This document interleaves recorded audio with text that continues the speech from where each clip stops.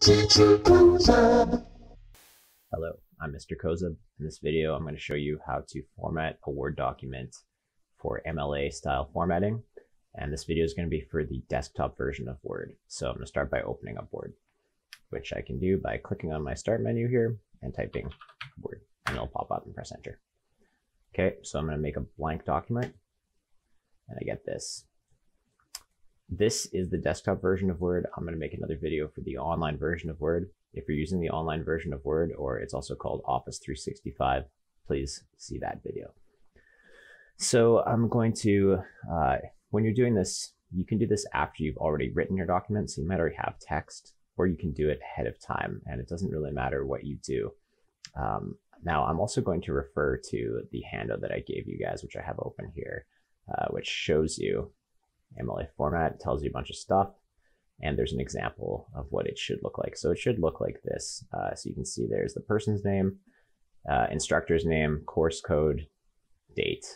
And you got a title, you've got the author's last name, so your last name, and then a page number, and you've got your text, and you can see the text is all Times New Roman, double spaced, indented. Each paragraph's indented, and the margins are consistent as well.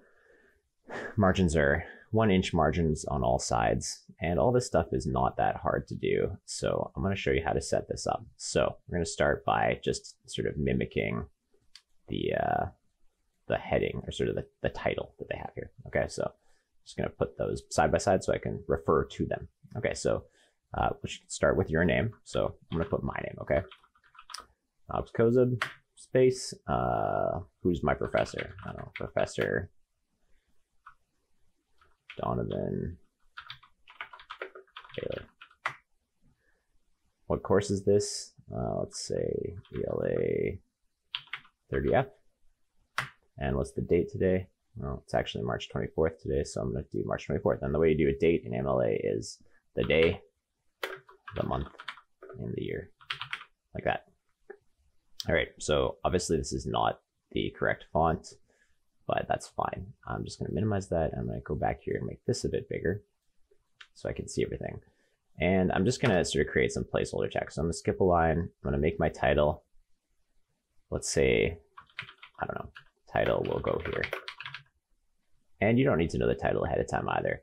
Skip a line again, and I'm now left aligning. So I did that quickly, but basically this title, I center aligned using that, and I'm now left aligning.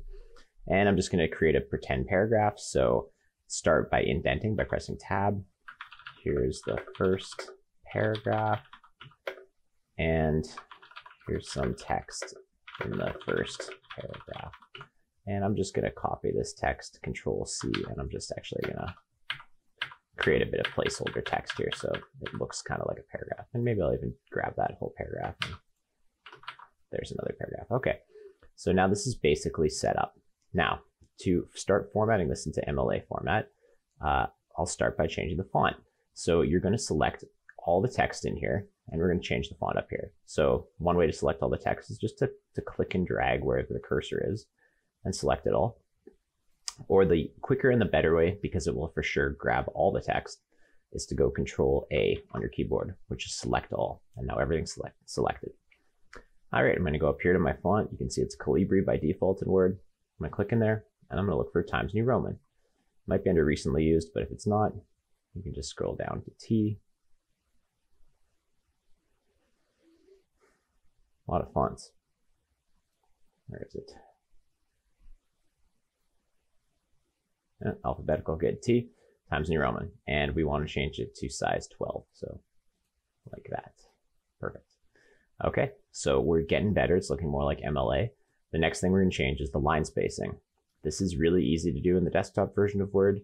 You're going to take your mouse and you're going to find this. It's in the paragraph area, and it looks like, yeah, it looks like that. You're going to click on that, and you're going to choose 2.0, which basically means double line spacing. Okay, good. Looking a lot better, right? We're getting close, but there's actually a problem, because what Word does is after a paragraph is it adds a little bit of space. So you can see that there's sort of a consistent space between each of these lines here. And then after this last line, there's actually a little bit more space. And there's a little bit more space here because it's a paragraph break. Same thing here. And same thing here. So we want to get rid of that just for consistency's sake. So this is also easy to do. I'm going to go Control A again. And I'm going to go back to that paragraph area, and I'm going to click on this drop down arrow again. And that's what I just did. I'm going to go to the bottom and I'll go remove space after paragraph and click on that. So now what it's done is you can see that there's not an extra little bit of space there, nor is there. It's consistent spacing throughout the entire document. And just to confirm that, I can Control A, look at this again, click on that, and you'll see it's 2.0 is checked, and you'll see that it doesn't say remove space after paragraph, it says add space because there is no space now after the paragraph. All right, so that's basically the text stuff. That wasn't that hard, right? The next thing we're gonna do is check to make sure our margins are right. I think your margins are likely fine because I believe Word defaults to 1-inch margins, but we'll just check by going up here. From the home pane, we're gonna go over to layout. And if you go over here, you'll see margins. And if you click in there, yeah, so it's on normal by default, and you can see that it's 1 inches on all sides. So that's what you want, is normal. It might say it in centimeters. It might say like 2.54 centimeters. That's the same as an inch. Hopefully you know that from unit conversions in math. But yeah, so if it says centimeters 2.54, that's fine. Okay, so out of layout, good. We're gonna go back to home. So that's pretty much that.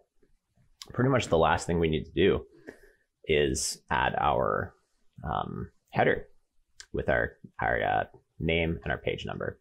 So there's a few ways to do this. To add the page number, you're going to go over to the Insert tab. And in here, you're going to find page number. And you're going to click on that. And there's different options for where do you want to put the page number. MLA format, the page number goes top right. So we're going to go top of page. And there's 3 options right up here. You can see it's basically, is it at the left? Is it in the middle? Is it the right? Yeah, we want it on the right. So we choose that. Okay. This is the part where Word can be a little bit finicky because it just is. So at this point, it's got my page number in there, and you can see there's actually a cursor. And this is where I can actually do the next part, because the next part, if I just go back to this other document that I had shown you, was we need your last name right before the page number. So I'm going back to Word now. So I basically need to say COSAB1. Well, I haven't clicked anything since I put that page number in there, and it's still got my cursor sitting right there. So actually I can just start typing COSAB space, and that's that. All right. So that'll now be on every page because it's inside what's called the header. So I can click on close header and footer, and there it is, COSAB1. If I were to have another page, it would say COSAB2. In fact, I'll show you.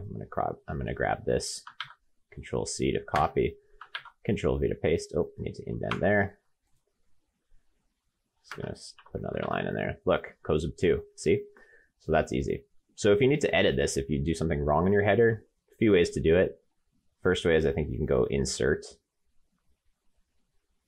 Header, and you can like click in there. But what I actually suggest you do is just double click in the header. And now you can edit it. So I'm gonna show that again.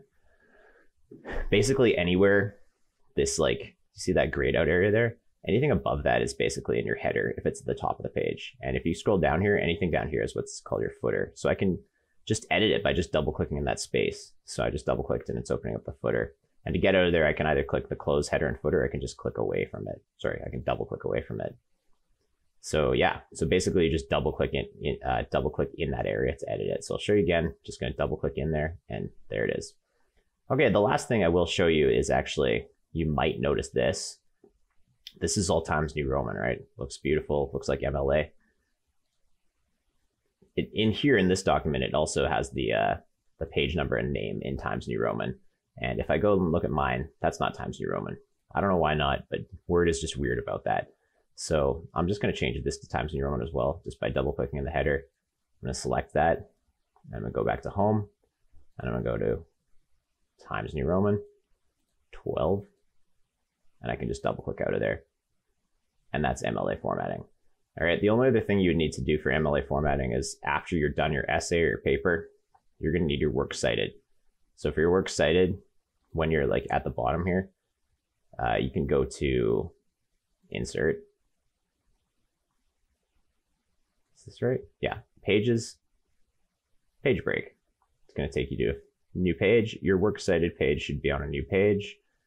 We can go back to home, can center line, Works Cited, and left align, and then you'll start doing your citations. All right. So I will show you a citation as well. So say, let's see here. I'm going to use one of my examples. So say I'm citing a book like, I don't know, here's one that just is, here's one, okay? Henley, Patricia, The Hummingbird House.